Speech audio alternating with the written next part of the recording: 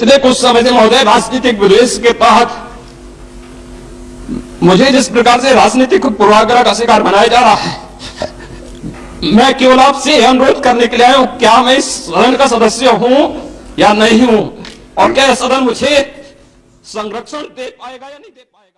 शर्म से डूब मरो तुम लोग वल्चर्स हो। अब खाओ उन लाशों को जो पड़ी हुई वहां पर। आप जश्न मना रहे थे ना एनकाउंटर का, अब देखिए क्या हो रहा है। क्यों आप भूल रहे हैं कि आज बीजेपी सत्ता में, कल कोई और होगा तो यही नंगा नाच चलेगा, यही इंसानियत के ऊपर ये बर्बादी होगी। जब क्या करेंगे आप लोग? जश्न मना रहे थे, मनाइए जश्न। आज हम यही कह रहे थे कि जश्न मनाओ जब जमहूरियत कामयाब होगी, जश्न मनाओ जब कोर्ट सजा देगा, जश्न मनाओ जब संविधान और मजबूत होगा, लोकतंत्र मजबूत होगा। मगर आप लोग जश्न मना रहे हैं, जश्न मना रहे हैं कि हो गया एनकाउंटर। अब देखिए हर किसी को आप मार देंगे गोली, तो फिर कोर्ट किस लिए भाई, अदालत किस लिए? अरे जो लोग जश्न मना रहे हैं, जो लोग एनकाउंटर पर भरोसा करते हैं, अरे भाई तुम सोचते क्यों नहीं हो कि गांधी के कातिल को कोर्ट मिला, इंदिरा गांधी के कातिल को कोर्ट मिला, राजीव गांधी के कातिलों को कोर्ट मिला, बेन सिंह के कातिलों को कोर्ट मिला, और आप एनकाउंटर कर रहे हैं। ये जो कल हत्या हुई है, इसकी पूरी जिम्मेदारी उत्तर प्रदेश के मुख्यमंत्री पर आयद होती है। उत्तर प्रदेश के मुख्यमंत्री में अगर कॉन्स्टिट्यूशनल मोरालिटी जिंदा है तो उनको अपने पद को छोड़ना पड़ेगा। उत्तर प्रदेश में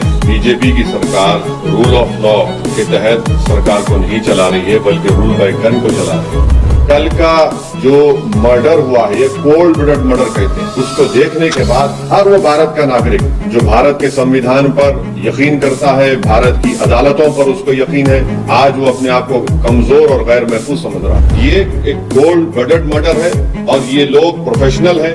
और कितना इसमें उत्तर प्रदेश की बीजेपी की सरकार का इसमें रोल है, कितना इसमें ये कौन लोग हैं जो जाकर पुलिस की मौजूदगी में और मीडिया की मौजूदगी में, बल्कि लाइव टेलीकास्ट भी हो रहा था, वो इस तरह का कोल्ड ब्लडेड मर्डर करते हैं।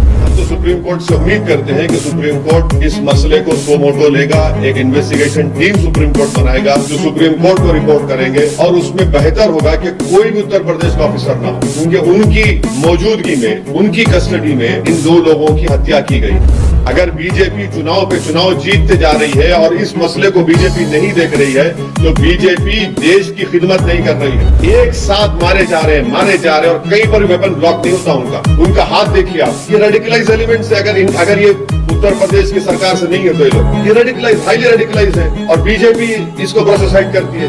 नहीं कुछ हो नहीं रहा है। अरे भाई कैसा नहीं हो रहा है? देखो ना ये लोग कौन है, गोली मारकर कौन सा रिलीजियस नारा क्यों लगाते आप? इनको आप आतंकवादी नहीं कहेंगे तो क्या कहेंगे? देशभक्त कहेंगे इनको आप? क्या इनको आप फूल का हार पहनाएंगे ले जाकर ये लोग? ये मैंने शुरू से आपसे कह रहा था कि उत्तर प्रदेश में बीजेपी की सरकार रूल ऑफ लॉ के तहत सरकार को नहीं चला रही है, बल्कि रूल बाय गन को चला रही है।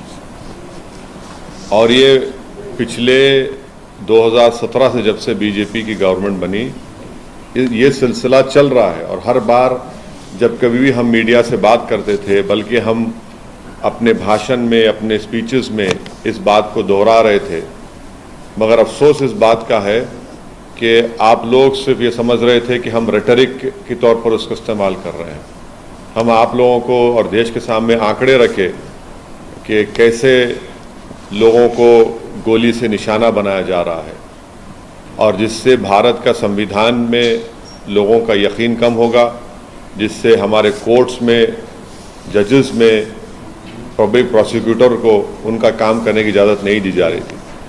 तो ये हुआ, और हम इसका, मेरे पास अल्फाज नहीं है इसका कंडेम करने के लिए, इसकी मजम्मत करने के लिए। मगर एक बात यकीनी है कि ना सिर्फ भारत के मुसलमान, बल्कि पूरे भारत के वो सिटीजन्स जो रूल ऑफ लॉ पर यकीन करते हैं, जो कोर्ट्स पर यकीन करते हैं, जो संविधान पर यकीन करते हैं, वो आज अपने आप को कल की इस दरिंदगी और बेदर्दी के साथ जिन लोगों को मारा गया, जो जुडिशियल कस्टडी में थे, उन पर कन्विक्शन हो गया था, उनको अदालत से, वो जेल से लाया जा रहा था किसी और एक और केस में इंट्रोगेशन करने के बाद, तो उसको आप जुडिशियल कस्टडी भी बोलेंगे, पुलिस कस्टडी बोल सकते हैं, मगर ना सिर्फ मुसलमान बल्कि हर वो भारत का नागरिक जो अपने आप को अपने मुल्क पर फख्र करता है इसलिए कि यहाँ पर संविधान है, कोर्ट्स है, उसको इस बात का फख्र है कि पाकिस्तान से एक आतंकवादी आकर भारत के नागरिक को जान लिया था तो हमने उस पर कोर्ट में केस चलाकर उसको सजा दी। आज वो सब लोग कमज़ोर और अपने आप को गैर महफूज समझ रहे हैं, वो अपने आप को कमज़ोर और गैर महफूज समझ रहे हैं। कल का जो मर्डर हुआ है, ये कोल्ड ब्लडेड मर्डर कहते हैं, उसको देखने के बाद हर वो भारत का नागरिक जो भारत के संविधान पर यकीन करता है, भारत की अदालतों पर उसको यकीन है, आज वो अपने आप को कमज़ोर और गैर महफूज समझ रहा है। और ये इसलिए हुआ क्योंकि जो लोग सत्ता की कुर्सियों में बैठे हुए हैं उनमें राय बराबर भी, जो अंग्रेजी का वर्ड है, ना कंपैशन है, ना उनमें ह्यूमैनिटी है, ना उनमें रहम है, ना उनमें इंसानियत है। ये जो कल का वाकया हुआ, आप बताइए मेरे को, ये तो कोई ऐसा नहीं है कि कोई जाकर फौरन किसी को गोली मार दिया। आप उनका वेपन चलाने का तरीका देखो, आप जिस तरीके से वो लोग आए और उनका हाथ स्टिल है एकदम। मुझे भी वेपन चलाना आता है, मैं भी एक एक्सपर्ट के साथ ट्रेनिंग लिया हूं अपनी सेल्फ डिफेंस के लिए, और जिस तरीके से मार रहे वो लोग, उनका हाथ देखिए हिल नहीं रहा है, उनकी आंख उस पर है, उन लोगों पर है। उनको मालूम था कि पहले कहां पर किस जगह पर मारना। तो ये एक कोल्ड ब्लडेड मर्डर है और ये लोग प्रोफेशनल हैं। और कितना इसमें उत्तर प्रदेश की बीजेपी की सरकार का इसमें रोल है, कितना इसमें ये कौन लोग हैं जो जाकर पुलिस की मौजूदगी में और मीडिया की मौजूदगी में, बल्कि लाइव टेलीकास्ट भी हो रहा था, वो इस तरह का कोल्ड ब्लडेड मर्डर करते हैं। तो ये इसके लिए ज़रूरी है कि सुप्रीम कोर्ट मॉनिटर्ड इसमें इन्वेस्टिगेशन होनी चाहिए, कमेटी बननी चाहिए।